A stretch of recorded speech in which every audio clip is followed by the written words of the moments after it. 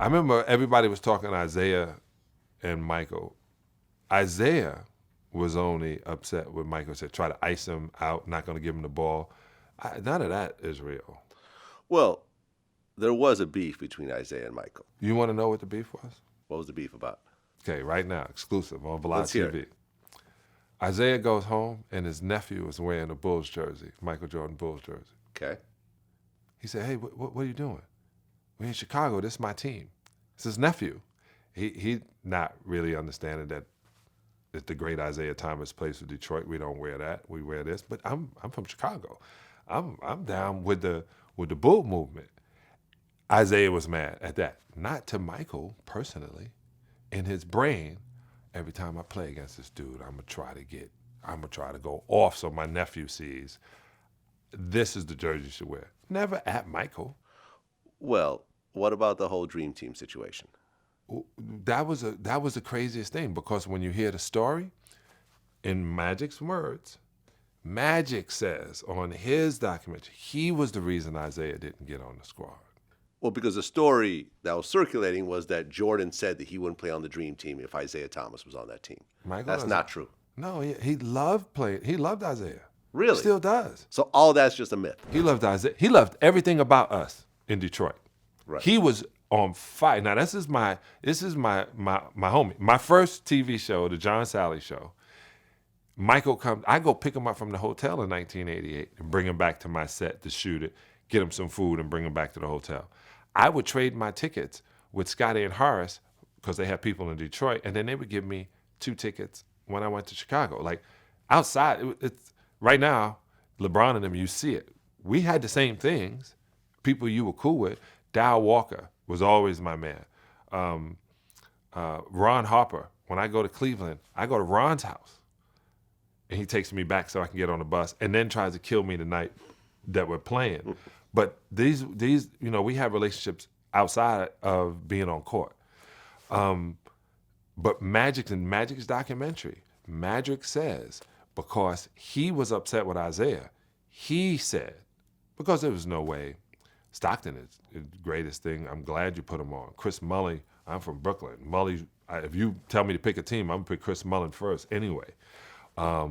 Christian Laettner going instead of Shaq. Now, that was political on that part. But Magic said he blocked it. Michael doesn't have okay. Michael doesn't even talk. See, that's another thing. The things that are different now is Michael didn't have conversations about that. What time we play. He's introverted. Okay. Well, you played for the Bad Boys, Yeah. and you got 2 back-to-back Yeah. championships. Yes. And you guys were really shutting down Michael Jordan until Pippen arrived. Exactly. Well, until they decided Pippen was going to be more, he was going to play more and be more involved, because we're back and forth. The Bulls are not even a conversation. And then my second year, they bring on the 2 young guys to emulate Dennis and I, right? But they're both better shooters. Horace is more structured than I am. He's playing more than I am. But then Scotty was an anomaly. This was we don't know what to do with this.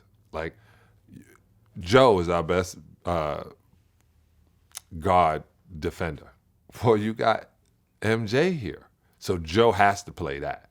Or if you put Dennis on him, who's going to play? Dennis had to play too. Remember, we had to go through our AD transition because Michael was going to have to try to guard AD. AD's going to give him numbers. Check the stats. We had a better team. They wound up having a way better team when Scotty was given more responsibility. And it changed when Phil took over. Phil's second year in charge is when he realized propaganda. Say things in the newspaper about us being thugs and we don't play basketball the right way. Same thing Johnny Most is saying. But then when you talk to James Worthy, the real bad boys were the Celtics because they can do anything they want to. Okay, I mean, because people felt that you guys played dirty. Yeah, they felt that. And it was so funny because Phil Jackson said that. But if you watch, this is the funniest thing, when you watch toughest fouls, toughest players and all that, they put Rick Mahorn in there. out of all of us, they put Dennis Rodman play, but you'll see everybody else. You'll see how tough all these other teams, Jack Issel, Unseld,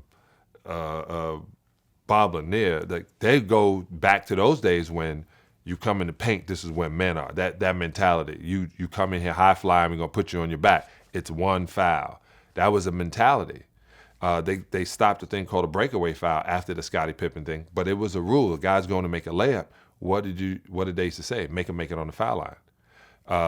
It's a hockey thing. Hit him. If you're going to come in here, don't just foul him. Foul him to block the shot. Don't ruin his career, undercut his legs. But all up in here, he got to take that hit.